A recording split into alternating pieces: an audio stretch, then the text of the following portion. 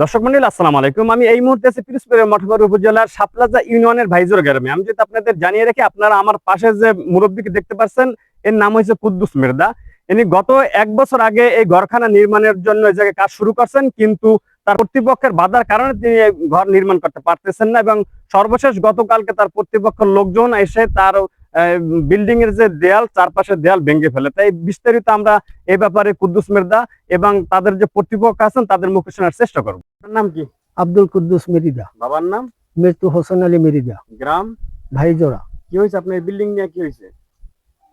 এই বিল্ডিং, এই জায়গার জমি আমার ভাই হাবিব মেরদার কাছ থেকে আমি 44% জমি আমি কিনছি, আর ভাই কাঞ্চন মেরদার কাছ দিয়ে আমি হের কাছ দিয়ে কিনছি 22%। আর ভাই কাঞ্চন মেরদা হের মাইয়ার আবার এই দেখ দিয়ে দলিল দিয়েছে 10%, সেটাও আমি কিনছি। কেনার পরে এখন এইখান দিয়ে আমি এই বিল্ডিং লইছি, এই প্রায় ধরেন 5-6 কাঠা জমি হইবে। এই আমি বিল্ডিং এ কতদিন আগে লইছেন? লইছি প্রায় 1 বছর হয়েছে। 1 বছর? তো করতে পারেন না কি কারণে? করতে পারি না। আপনার ওই যখন শেখ হাসিনা যেদিন পতন হয়েছে, ওই হের পরের দিন অর্থাৎ 6 তারিখে, 5 তারিখে তো পতন হয়েছে, তো 6 তারিখে আর কি ওই মামুন আজহারের ছেলে, ও আপনার বাড়ি কোথায়? মামুনের বাড়ি আমাকে পুরান বাড়ি, মেদ্দা বাড়ি ওরা থাকে। আমাকে পুরান বাড়ি, মামুন হইলে আমার চাচাতো ভাই। আচ্ছা, ও ওই জামাতের কথা কইয়া 25-30 জন লোক লইয়া আইয়া হেনে আমরা ওই সবাই ভাঙ্গিয়া চুরিয়া, আর আমার ছেলেরে এবং আমার শালারে কোফাইয়া টোফাইয়া মানে সাড়ে সব মানুষ আছে, 6টা কোপ আছে তার মাথায়। হেরে চিকিৎসার জন্য আমরা ঢাকা পর্যন্ত নিয়ে, এরপরে এইভাবে তো রয়েছে কাজ বাস, এইভাবে বন্ধ।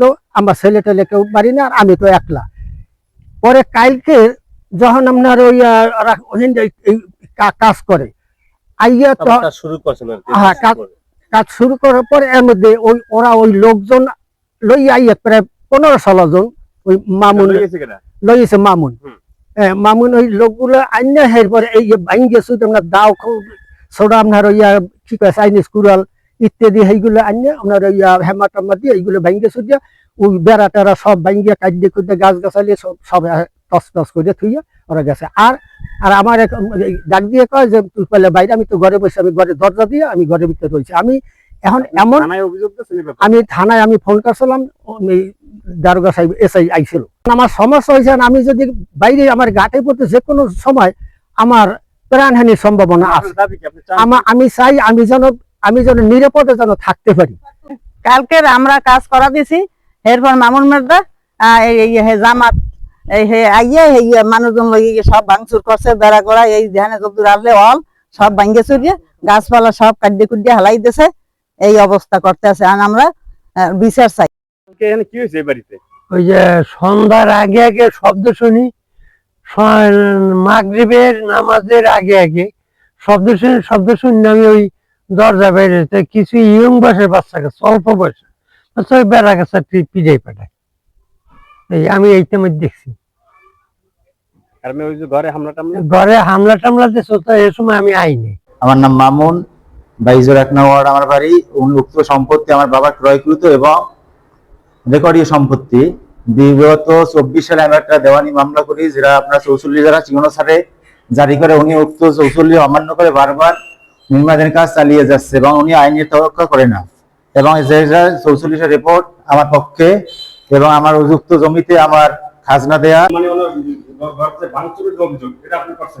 ওরা আমি করছি। উনি গত পরশু রাত্রে সন্ত্রাসী নিয়ে ভাড়া করে গভীর রাত্রে ওখানে ওয়াল নির্মাণ করে পশ্চিম পাশে। পরের দিন বিকেলে আমি যাই, আমি আমার ভাতিজা সহ 3 জন গেছি।